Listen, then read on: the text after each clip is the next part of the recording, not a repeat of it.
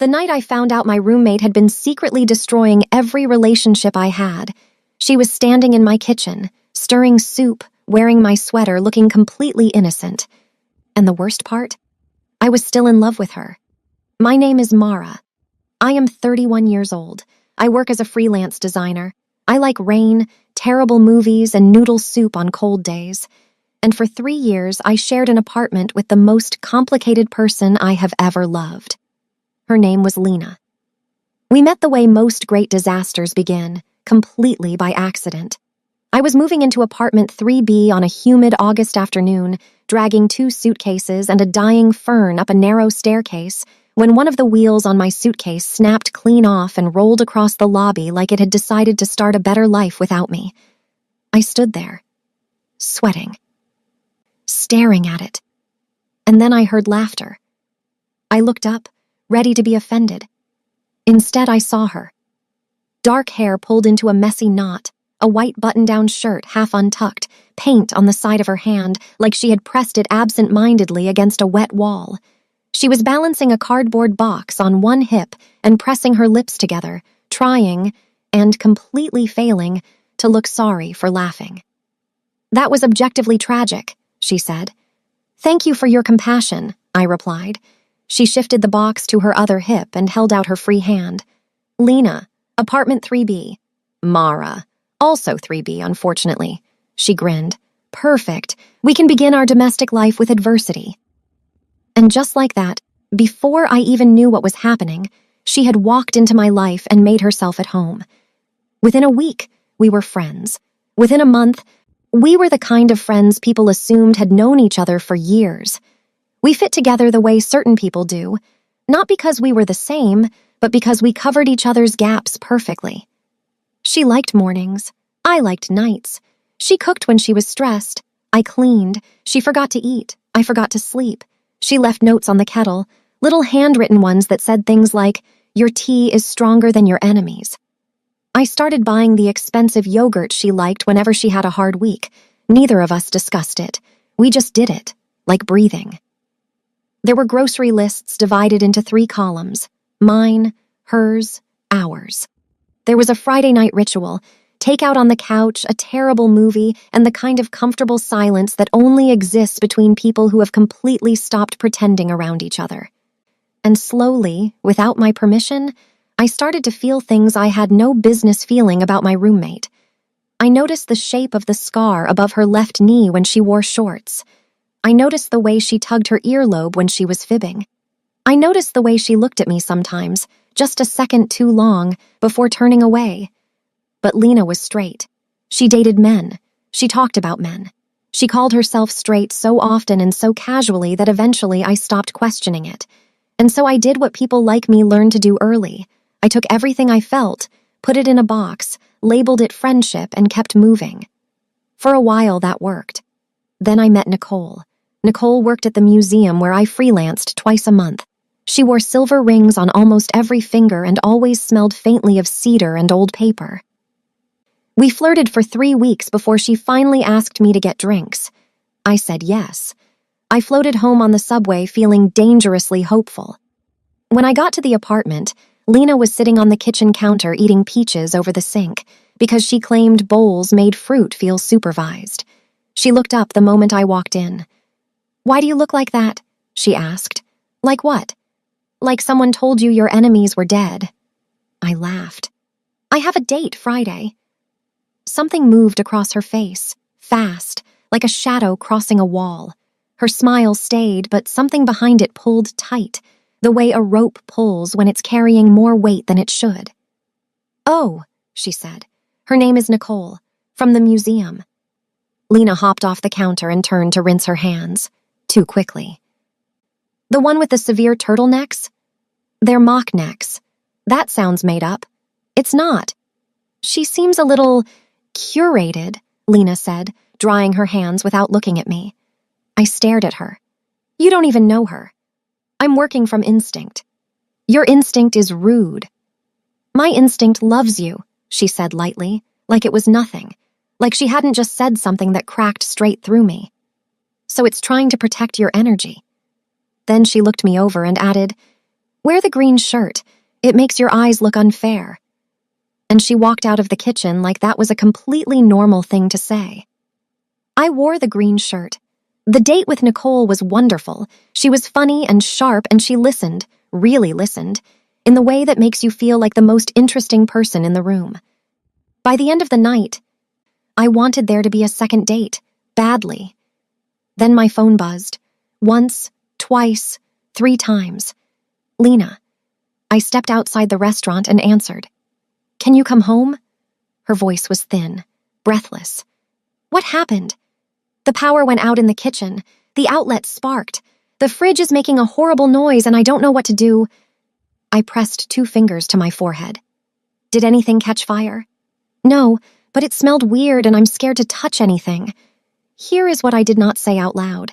Lena was not helpless. She was 28 years old. She negotiated contracts with people twice her age. She had once threatened a shipping manager into locating 3,000 missing menus from a warehouse in New Jersey. She could absolutely flip a breaker. But her voice sounded small and scared. And I cared about her more than I cared about being suspicious. So I apologized to Nicole. I paid my share. And I left. When I got home, Lena was sitting cross-legged on the couch in oversized socks, eating cereal from a mug and watching a baking competition. I stopped in the doorway. You're inside. She looked up, startled. Oh, Mrs. Alvarez from 3A let me in through the back. I stared at her. So you're fine. I'm sorry. By the time she opened the door, you were already on your way and I felt stupid calling again. You made me leave a date. Her face softened instantly. I know. I'm really sorry. And just like that, with those big, sorry eyes and that soft voice, my anger dissolved before I could hold on to it. That was the thing about Lena. She could cause the wound and be the comfort at the same time. Nicole gave me another chance. But the momentum was gone. Something delicate had been broken and neither of us knew how to fix it. 2 dates later, she stopped texting back. I told myself it was bad timing. I was wrong. A few months later, I matched with a woman named Danny. She taught chemistry at a high school, had a warm smile, and seemed refreshingly at peace with the world. We talked for 4 days before meeting for drinks on a Thursday. I did not tell Lena until I was already at the door in my coat. She was on the couch watching television. She sat up the second she saw me dressed to go out. Date? She asked. Yes. With who? Danny. What does Danny do? I gave her a look. You're already screening her and you haven't met her. I'm making conversation. At the door? While I'm in shoes? She exhaled sharply and crossed her arms. Fine, go. You look nice. Her eyes moved over me slowly. Too slowly. Too nice, maybe, she added quietly. I should have asked her what that meant. Instead, I left, with my pulse already doing things it had no right to do. The date went beautifully. Danny was funny and grounded. By the end of the night, she was lightly touching my elbow every time she laughed, and I felt genuinely hopeful for the first time in months. Then, as we were leaving, Danny stopped walking. Can I ask you something kind of weird? Sure, I said. She pulled out her phone. Why did your girlfriend text me from your phone? The world stopped. What? She turned the screen toward me. There, in a message thread started from my number while I had gone to the bathroom, were 3 messages sent just minutes earlier. Hey, this is Lena, Mara's roommate. She won't tell you this, but she's really not in a stable place for dating right now. Please don't make things hard at home if you're just passing through. I read it once, twice, 3 times. The blood drained from my face. That is not my girlfriend, I said very quietly. Danny looked at me carefully. Mara, I like you, but I don't have the emotional stamina for whatever this is. I went home vibrating with a rage so clean and cold, it almost felt like calm. Lena was in the kitchen stirring tomato soup. She was wearing one of my sweatshirts. She looked up when I walked in, smiling. Did you unlock my phone while I was in the bathroom? The spoon stopped moving. She went completely still. That stillness was the answer, but I needed to hear it. Did you text my date from my phone? She turned slowly. Her face had gone pale. Mara, yes or no? A pause so long it felt like a lifetime. Yes. One word. No escape. No detour. Just yes. I laughed. A short, sharp, joyless sound. That is a new level of deranged. I know how it looks. You went through my phone. You texted a woman I liked. You told her I was unstable. My voice was rising now. What exactly were you trying to do? Protect you. From what? From someone who liked me? From someone who might not have liked you enough. I stared at her. She stared back, and in that moment something shifted in her expression. The defensiveness cracked. Underneath it was something raw and desperate and painful to look at. She didn't look like someone who had done something cruel. She looked like someone who was terrified. You don't get to decide that, I said. My voice had gone quiet. Which was worse than shouting. Her jaw tightened. Somebody has to. That sentence fell between us like a blade. We both heard it. She stepped back first. That came out wrong. No, I said. I think it came out exactly right. I wish I could tell you I saw the truth clearly that night, that I connected every dot and confronted her with the full picture, but I did what frightened people do. I reduced it. I called her overprotective instead of jealous. I called it codependency instead of something more dangerous. And because she was straight, because that word had been doing so much work for so long, I let myself believe there was some innocent explanation. So I forgave her. Or I performed forgiveness, which is not the same thing. She cried. Not enough to be manipulative on paper, exactly enough to make me feel cruel for staying angry. She promised it would never happen again. Then she made me tea in my favorite mug and sat on the floor near my bed while I vented, looking at me like I was the only thing in the room that mattered. And that look, was the most dangerous thing she ever did to me. Because it made me stay. Weeks passed. Then my friend Tessa said the thing out loud that I had been refusing to think. We were at a trivia night in a loud, crowded bar when I mentioned, casually, that Lena had overstepped once or twice with women I had dated. Tessa set down her drink.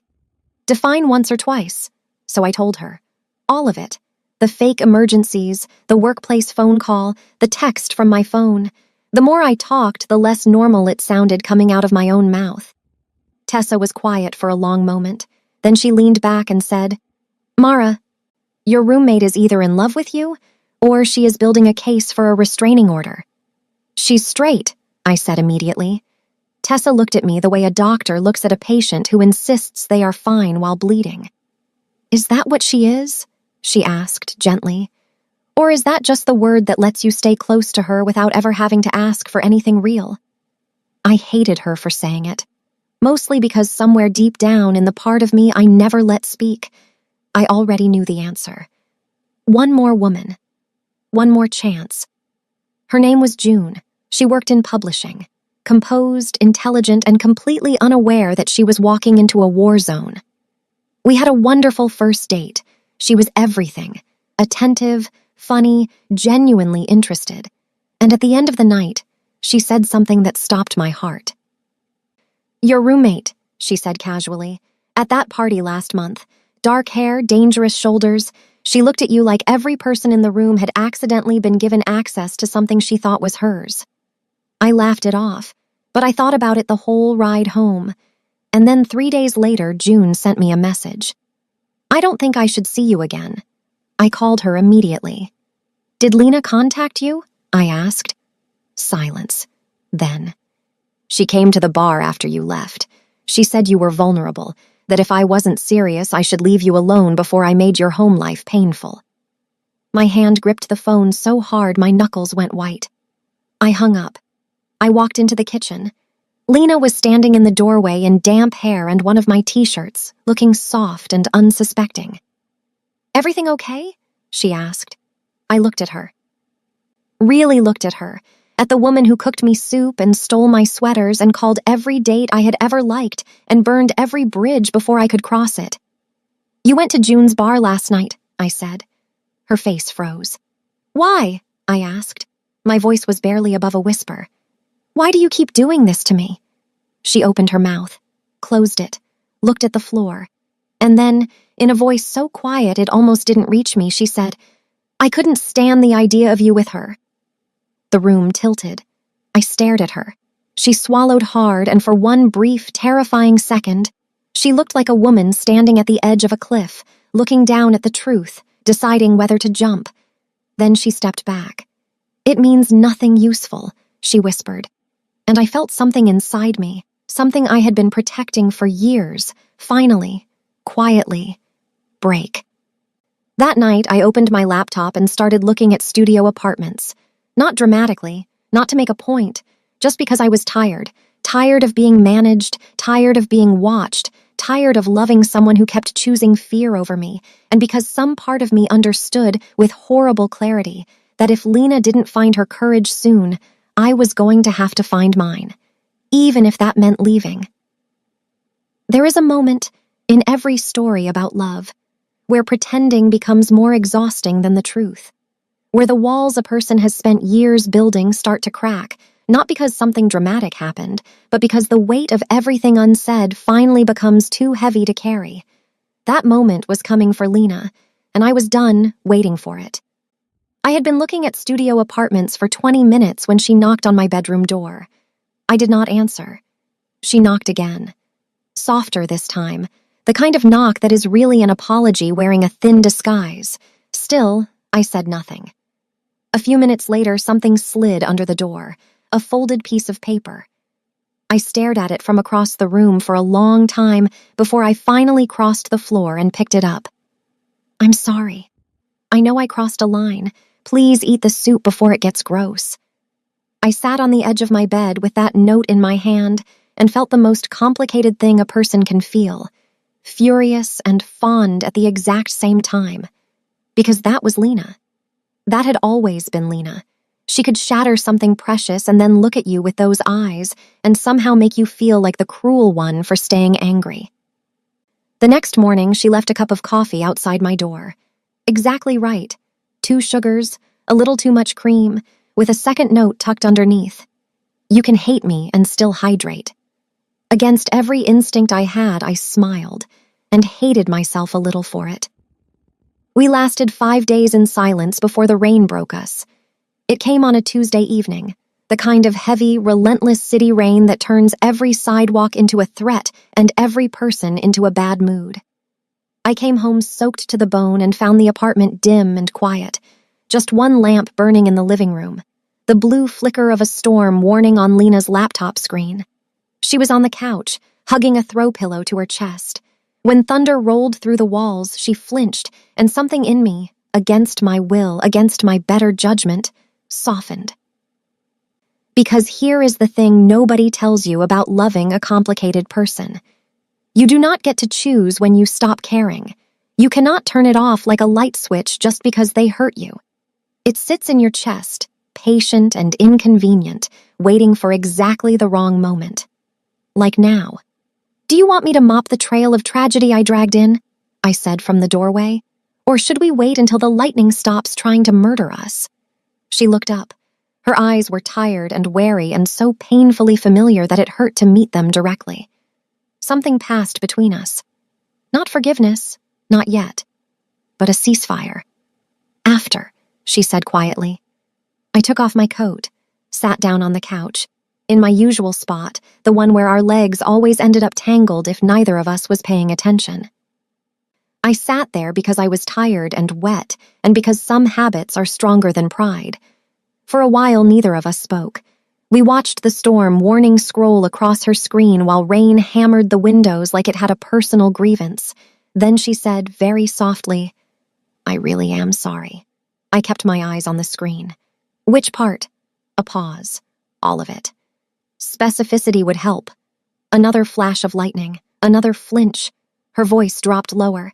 "Texting Danny from your phone, calling Nicole at the museum, going to June's bar, acting like I have some right to your life that I don't have." I turned to look at her then, because that list, spoken plainly, without excuses, was more than I had expected. "Why do you do it?" I asked. She stared at her hands. "I don't know. That answer is getting old. Lena." "I know." "Then try harder." Thunder cracked so loudly the window frame shook. She flinched violently, and before I could stop myself, Before my pride could intervene, I reached for the blanket beside her and pulled it over both of us. She looked at me. Just for a second, with something in her eyes that was so open, so unguarded that I had to look away. She tucked the edge of the blanket around my knee like it was something delicate. "I think," she started, then stopped. "Say it. I think it feels like I'm losing something, before I can even figure out what it is." The room went very still. "What does that mean?" I whispered. She shook her head. "That's the problem, Mara." Her voice was barely above a breath now. "Every time you say my name like that, I want to tell you things I'm not ready to hear out loud." That sentence landed in the center of my chest and stayed there. I could have pushed. I could have asked the question that would have cracked everything open right then and there. But we were both frightened, and the storm was loud, and some truths need more than a rainy Tuesday to be born. So I let it go. And that night, she fell asleep on the couch with one hand loosely curled around the blanket between us, like a child holding a peace treaty.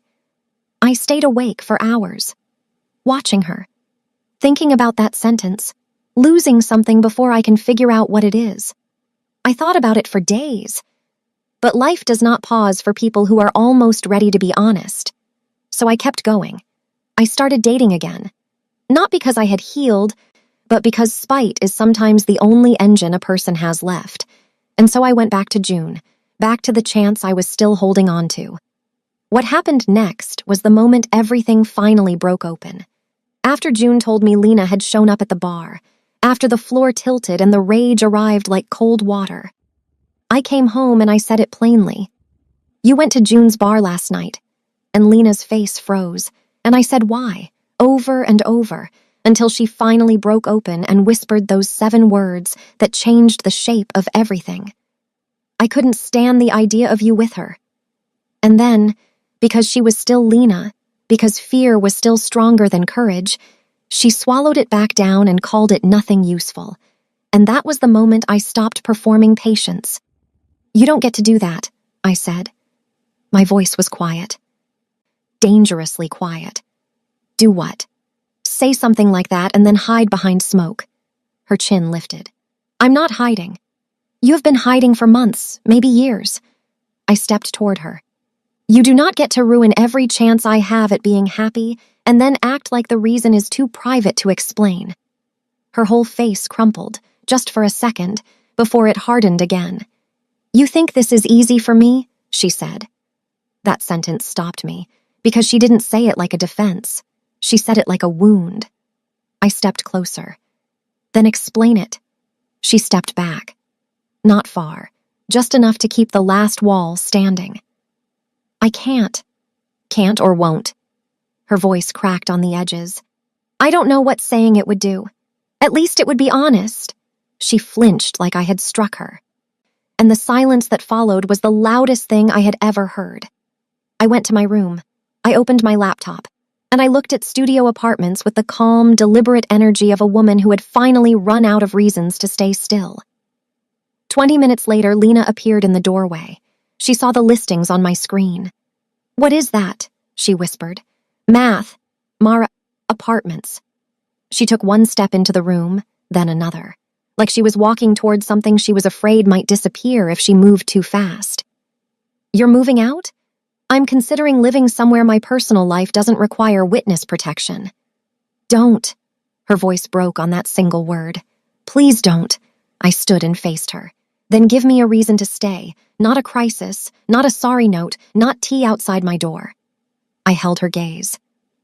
"Tell me the truth." She looked at me like I had opened a door onto a cliff. Her eyes filled, her lips parted, and then nothing. I nodded once, slowly. "Then I guess I already know enough." She left my room without another word, and for 5 days we became polite strangers, careful and quiet and completely devastating. It was Tessa who finally said what needed to be said.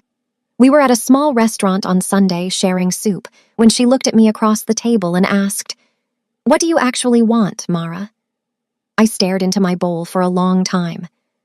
"I want her to either say it," I said finally, "or let me go." "And if she says it?" I looked up. Tessa's expression was careful. honest, the face of someone who already knew the answer and was waiting for me to catch up. "Then I'm in trouble," I said quietly. "Because you love her." It wasn't a question. It hadn't been a question for a long time. "Yes," I said, out loud, for the first time, without flinching. Tessa leaned forward. "Then hear me clearly. If Lena is queer and terrified, that explains what she has done. It does not excuse it. Do not let your compassion become a hallway she paces forever while refusing to walk through the door." I laughed, despite everything. "Do you keep these speeches in a notebook?" "Alphabetized," she said. "Now go home." When I walked into the apartment that evening, it smelled like garlic and rain. Lena was at the stove making risotto. She had a glass of wine in one hand and a wooden spoon in the other, and she looked so unbearably domestic that for a moment I just stood in the doorway and ached. "You told me once," I said, "that lying to yourself long enough becomes a hobby." She froze, set the spoon down slowly. "I say a lot of things. You said it on the roof. After your ex Nate moved to Seattle, you were crying into a burrito and claiming you were fine." A sound escaped her. Almost a laugh. Almost grief. "That does sound like me. Are you doing that now?" She turned, and what I saw on her face nearly stopped my heart. No performance, no armor, no joke waiting in the wings, just exhaustion and fear, standing upright in a human body, too tired to pretend anymore. "Yes," she said. One word, honest and devastating. "About what?" I asked. She swallowed. "About what I want, about what it means, about what it would change if I finally let it be real." I stayed very still. "And what do you want?" Her eyes went bright with tears. She laughed once, jagged, miserable, real, and said, "You. Obviously you." The wooden spoon slipped from my fingers into the sink. Neither of us moved. I had imagined this moment so many times. I had thought it would feel like relief, like a clean line drawn through months of confusion and pain. Instead, I felt everything at once, love and rage and tenderness and grief, all arriving at the same time, all using the same door. "You don't get to say obviously," I whispered. "Not after everything." A tear slid down her cheek. She didn't wipe it away. "I know. You stood in this kitchen. You went through my phone. You called women at their workplaces. You showed up at a bar to warn someone away from me." My voice was shaking now. "And you want to stand there and say obviously, like I should have guessed. I'm not asking for that." "Then what are you asking for?" She looked at me for a long, broken moment. "I don't know." And I laughed, because if I didn't laugh, I was going to collapse. There it is again. "Mara!" "No." I stepped back. "Enough. If you want me, then want me in a way that exists outside of panic and sabotage and half-sentences." I held her gaze. "I am done being the place you hide from your own life. If you want me, choose me while the lights are on." Then I walked to my room on legs that barely felt attached to me, and I sat on my bed, and I waited.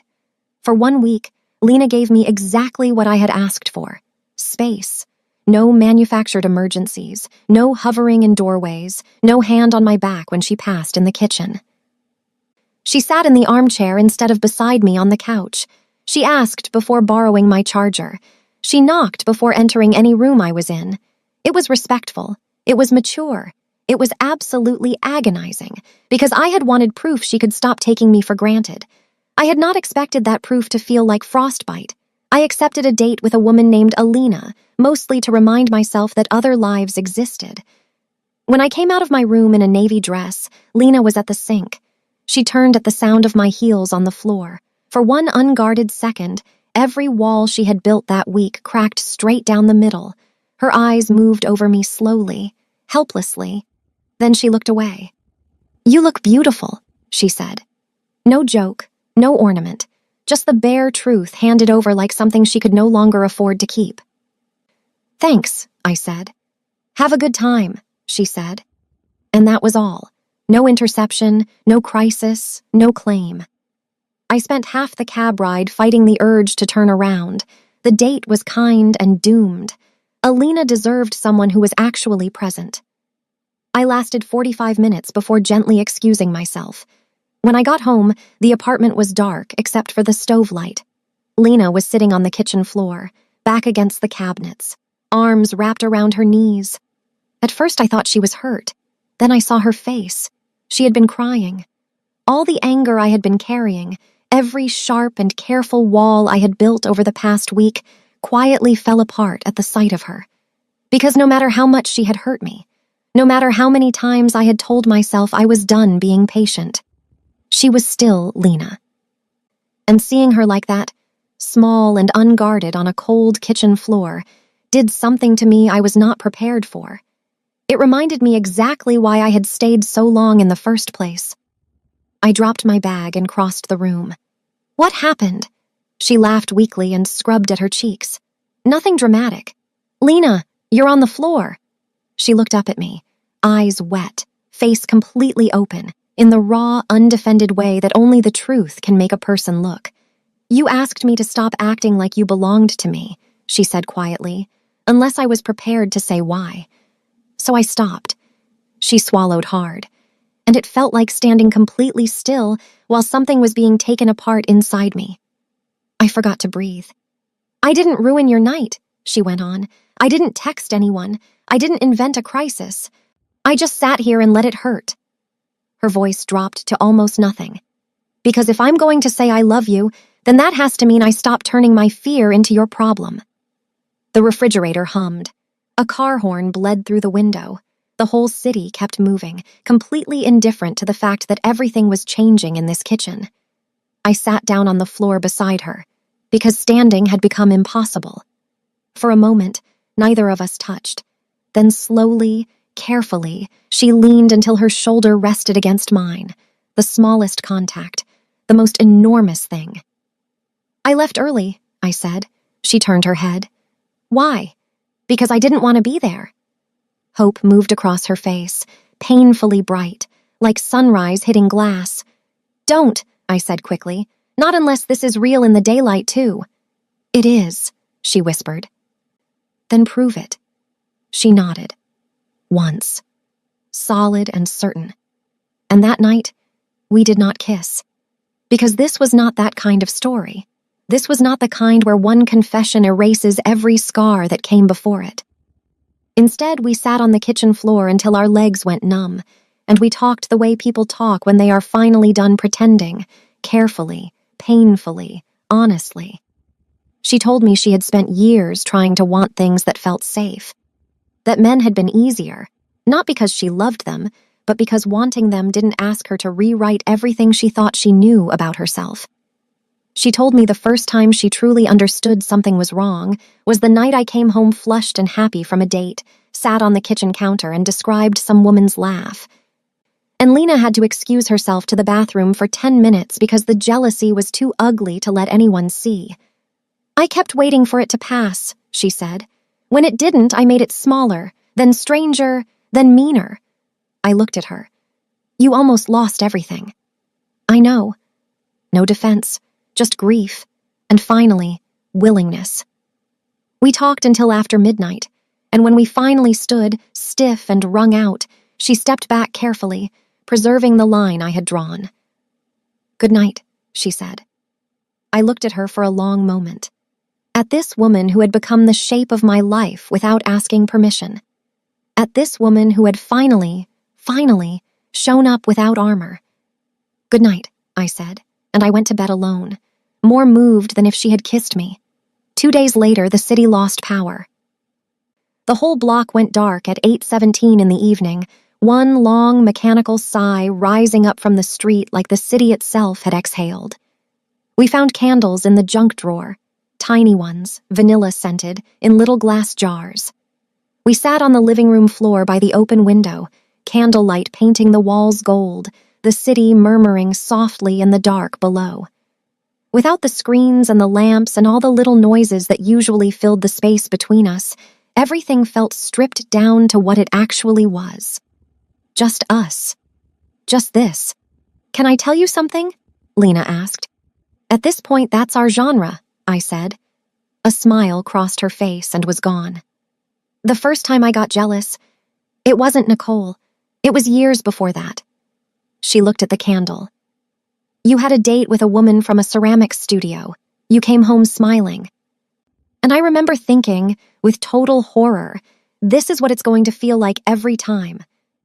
The honesty in her voice hollowed me out. Why didn't you tell me then? Because I still thought I could hide behind a locked door if I held it shut hard enough. She paused. Because you were happy. Because I was a coward. Outside, someone in a neighboring building started singing. Off-key, earnest, completely unaware they had an audience. The city felt suddenly intimate, close. I turned to face her fully. Look at me. She did. No deflection, no joke, just those dark eyes fixed on mine with a kind of terrified steadiness. Do you want me? Her face changed. I will remember it for the rest of my life. Not because it was dramatic, because it was completely unguarded. All that longing she had spent years hiding behind management and humor and invented crises, finally visible, finally too exhausted to pretend. Yes, she said. The candle flame shook between us. Then why? I said softly. Does it still feel like I'm pulling the truth out of you? Because I'm late, she whispered. Because I made a mess before I was brave. Because I still have this reflex to protect myself even when it's the one thing destroying everything. I could have kissed her then. She was close enough. She looked close enough to collapse into. Instead, I held still. I don't want another almost. I don't want a confession you retreat from in the morning. Tears rose in her eyes. She did not blink them back. I know. If this happens, it happens because you choose it, not because you're scared I'll leave. Not because I'm the easiest person to want in private. She nodded, hard, certain, and then the lights came back on, just like that. The fridge hummed, the lamp buzzed, the world resumed. We stared at each other. Then Lena laughed, a helpless, disbelieving sound. Subtle. And I laughed too, because sometimes tension becomes so complete that the body simply has to choose, laughter or collapse. The next morning she was gone before I woke up. No note, no text. And because I had spent enough time inside the machinery of her fear, I made a decision. I would not chase her. If she wanted me, she would have to come toward me, awake and deliberate and unafraid. I went to work. I answered emails. I made it all the way to 6 in the evening before my phone buzzed with her name. Can we talk when you get home? No emoji, no hedge, just that. I wrote back one word. Yes. When I opened the apartment door, she was already there. Sitting upright on the couch like posture itself might save her. Dark jeans, a soft white sweater I had always loved on her, hands clasped too tightly in her lap. She stood when she saw me. Hi, she said. Hi. The apartment felt too small for everything inside it. And then, before I could prepare, before I could build any kind of wall, she looked straight at me and said it, clearly, steadily, without looking away. I'm in love with you. My whole chest contracted. She kept going, like stopping might kill her. I've been in love with you for longer than I admitted to myself, and I handled it badly and selfishly and sometimes cruelly because I was terrified. Because naming it felt like setting fire to the version of myself I knew how to be. Her breath caught. But it's true. It has always been true. And I would rather tell you the whole ugly thing than keep hiding behind a word that stopped meaning anything a long time ago. I didn't realize I was crying until I tasted salt. Her face broke at the sight of it. I'm not asking you to forgive me because I finally said the right sentence, she added quickly.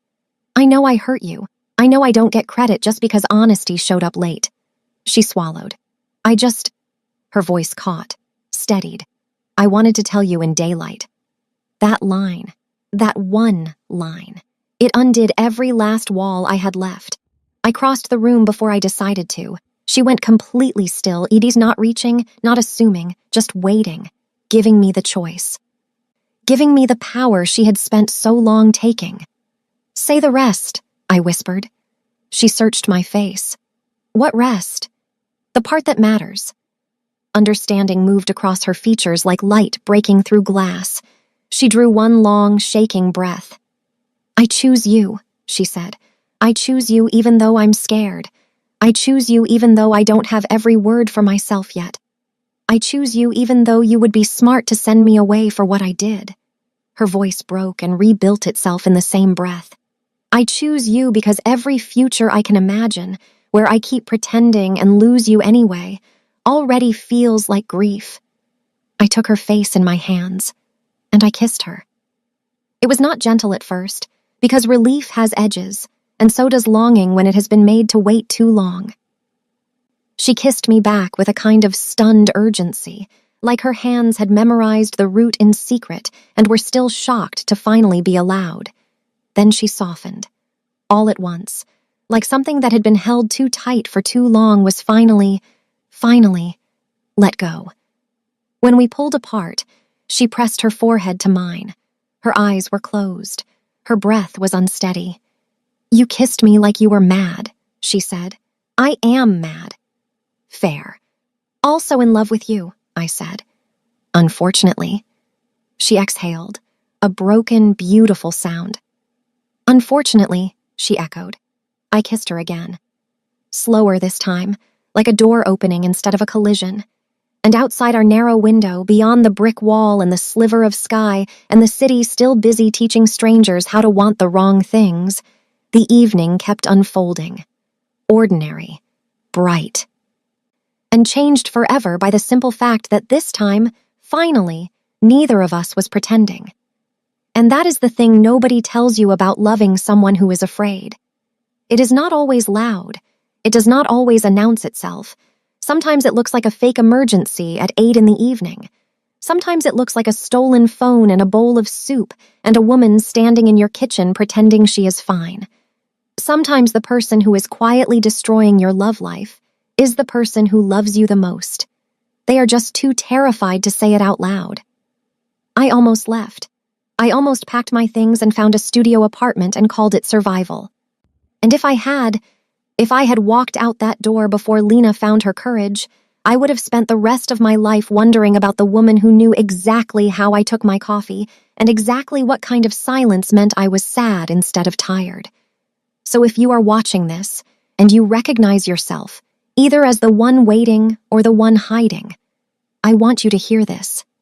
Stop waiting for the perfect moment. Stop waiting for the fear to disappear. It will not. Courage is not the absence of fear. It is choosing to speak anyway, choosing to stay anyway, choosing the person anyway, with the lights fully on. If this story stayed with you, if it made you feel something you needed to feel today, please give it a like. It takes 1 second and it helps more people find stories like this one. Subscribe to Love Beyond Rules if you are new here. Every week we bring you stories about love in all its complicated, messy, beautiful forms. The kind of love that does not fit in a neat little box.